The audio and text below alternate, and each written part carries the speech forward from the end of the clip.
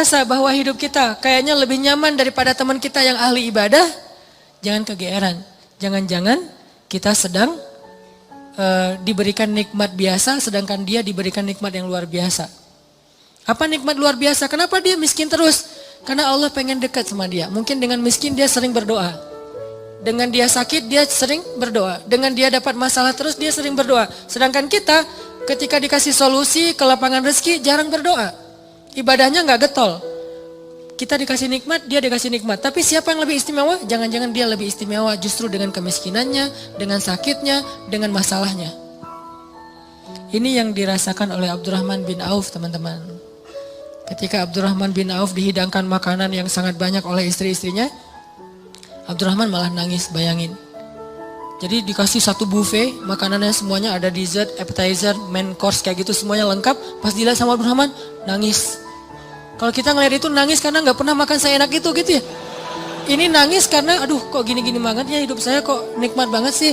Akhirnya istrinya nanya kepada Abdurrahman, "Ma yubki kayak Abdurrahman. Kenapa kamu nangis wahai Abdurrahman bin Auf?" Kata Abdurrahman, "Bagaimana saya tidak nangis? Ada orang yang lebih soleh dari saya, hidupnya susah." Siapa dia? Hamzah dan Mus'ab bin Umair. Sampai keduanya ketika meninggal dalam perang Uhud, saking miskinnya nggak punya kain kafan. Satu-satunya kain kafan mereka selimut kecil yang kalau ditutup kepala kelihatan kaki. Ditutup kaki kelihatan kepala. Saking miskinnya gak punya apa-apa untuk dikafanin. Sedangkan saya yang amalnya sedikit Allah limpahkan nikmat yang sangat banyak. Saya jadi curiga kata Abdurrahman bin Auf. Curiga apa? Jangan-jangan mereka yang lebih soleh, kesolehan mereka itu dibalas oleh Allah nanti di akhirat. Makanya diirit di dunia. Sedangkan saya gak soleh-soleh amat. Ketidaksolehan saya itu dibalas di dunia. Terus dapat apa nanti saya di akhirat? Nangislah Abdurrahman bin Auf, gak jadi makan. Ini artinya orang kaya tapi gak GR. Kalau yang barusan kita baca di surah Al-Kahfi, orang kaya GR. Allah sayang banget ya sama saya. Nanti kalau saya meninggal pasti dikasih yang lebih banyak lagi. Ini teman-teman. Ternyata ukurannya biar kita gak GR itu adalah siapa yang paling dekat kepada Allah. Kalau ada orang kaya dengan kekayaannya rajin sedekah, kita harus acungkan jempol. Oh berarti dia dengan kekayaan itu makin soleh. Kalau kita dengan kekayaan rajin sedekah, rajin bantu orang lain, mudah-mudahan kita husnuzon di sini. Tapi kalau dengan kekayaan kita jadi lalai, jangan kegeeran. Di sini bukan bab husnuzon, tapi bab introspeksi diri. Jangan-jangan kita kena istijraj level 1 walaupun belum level 7. Kan biasanya kalau kita ngomongin tentang nikmat identik dengan syukur ya. Terus kalau ujian identik dengan sabar. Tapi gak selalu kayak gitu keadaannya. Kadang-kadang nikmat itu bisa bikin kita GR. Ujian bisa bikin kita salah sangka kepada Allah Subhanahu wa taala. Seolah-olah Allah kalau kasih ujian itu kayak gak suka sama kita. Padahal kadang Allah kalau kasih ujian itu tandanya masih perhatian sama kita. Kenapa tuh perhatiannya ngasih ujian? Bisa banyak banget alasannya, bisa pengen ngapusin dosa-dosa kita. Bisa pengen ngangkat derajat kita walaupun kita nggak usah terlalu kegeeran ke sana, minimal menghapus dosa-dosa ya. Bisa juga emang mungkin hanya dengan cara dikasih ujian kita rajin beribadah. Dan itu kita banget kayaknya tuh. Kalau lagi banyak masalah, tahajudnya rajin. Mendekati ujian nasional, tahajud nggak tinggal selama sebulan. Hari ujian nasional terakhir, malamnya udah nggak tahajud lagi. Kan kita banget nih.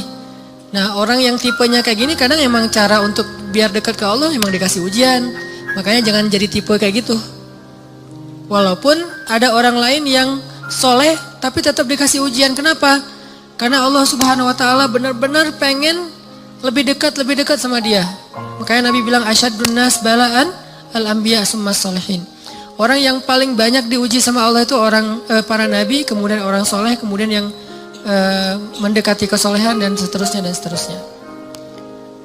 Ternyata kadang ketika kita dikasih nikmat, kita tuh jadi kegeeran. Jangan-jangan ternyata nikmat itu bukan sebuah anugerah, justru nikmat itu adalah sebuah istidraj. Gimana kita ngebedain anugerah sama istidraj? Indikatornya sederhana. Seperti apa hubungan kita dengan Allah lewat nikmat itu.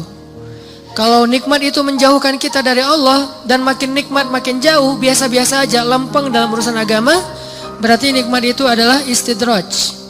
Kalau nikmat itu bikin kita makin bersyukur, bentuk syukurnya bisa makin dekat ke Allah dalam bentuk ibadah, bisa juga makin banyak manfaatnya ke orang lain dengan berbagi, berarti nikmat itu adalah anugerah. Dua-duanya nikmat, karena dua-duanya dinikmati. Tapi ada anugerah, fadl, ada juga istidraj. Atau kadang-kadang kegeeran kita kasus yang lain, misalnya gini, kayak dalam keluarga ya, dalam keluarga kita berdoa nih, berdoa, ya Allah mudahkanlah rezeki saya, keluarga saya, pasangan saya, kayak gitu-gitu. Atau anak kita sakit, terus kita berdoa, ya Allah sembuhkanlah anak saya. Yang berdoa malam itu bukan cuma kita loh. Orang tua kita berdoa, pasangan kita berdoa. Kadang sampai pembantu juga berdoa. Tiba-tiba Allah kasih kita nikmat lewat doa ini. Misalnya anak sembuh, misalnya kita lulus ujian, misalnya dapat kerjaan. Terus kita tiba-tiba kegeeran. Ya doa saya diijabah banget ya. Di sini nih kegeerannya nih. Apa ini enggak husnuzon Ustaz? Husnuzonnya kalau Allah maha baik ya. Mau mengijabah doa orang yang tidak layak diijabah. Ini husnuzon. Kalau kegeeran, ya alhamdulillah saya orangnya layak diijabah doa ya. Doa saya itu cepat banget diijabah. Lu baru semalam doa, hari ini udah ijabah. Kalau yang diomongin adalah kitanya, itu kegeeran.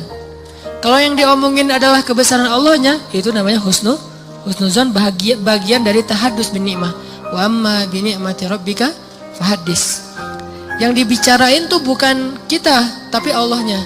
Atau kalau mau lebih nggak GR lagi, kita berhusnuzonnya bukan cuman ke Allah. Allah maha baik plus, oh ini kayaknya ada doa di dalam keluarga saya nih yang diijabah oleh Allah. Bisa doa ibu, bisa doa ayah, bisa doa pasangan, bisa doa bahkan pembantu yang kita nggak tahu diam-diam dia mendoakan kita.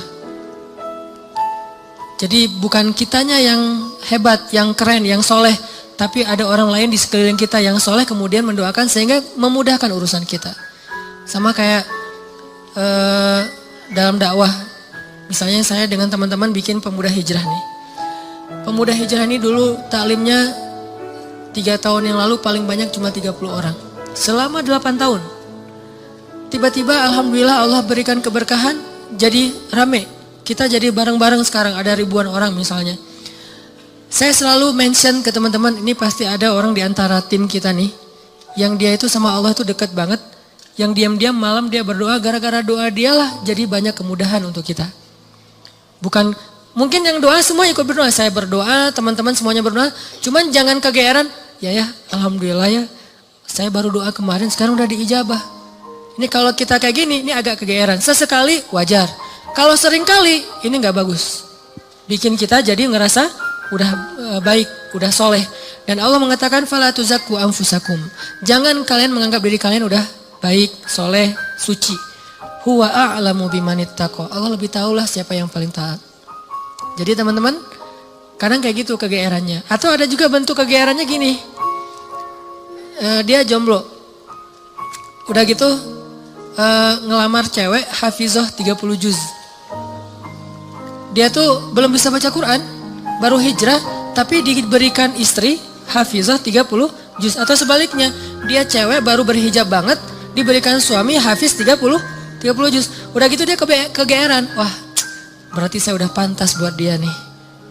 Atau dia pantas buat saya. Enggak, jangan-jangan Allah sengaja ngasih kita pasangan yang soleh banget karena cuma dia yang bisa menghijrahkan kita dan memperbaiki kita. Kalau dikasih yang tanggung-tanggung ntar lepas lagi nih. Makanya dikasih yang gak tanggung-tanggung. Sekalian aja yang paling soleh, yang paling taat, yang paling berwawasan agama luas sehingga kita disuruh belajar ke dia. Bisa kayak gitu. Padahal yang datang ke dia tuh banyak. Ada yang sama-sama hafiz. Kenapa yang lebih baik dari kita hafiz gak diterima? Karena udah sama-sama soleh. Terus siapa lagi yang perlu diperbaiki kan? Bisa jadi kita justru ketemu dengan orang yang keren karena Allah pengen memperbaiki kita dengan lewat orang itu. Ini biar kita gak kegeeran. Ustadz, kenapa sih harus gitu-gitu amat? Karena itulah sifat orang yang beriman.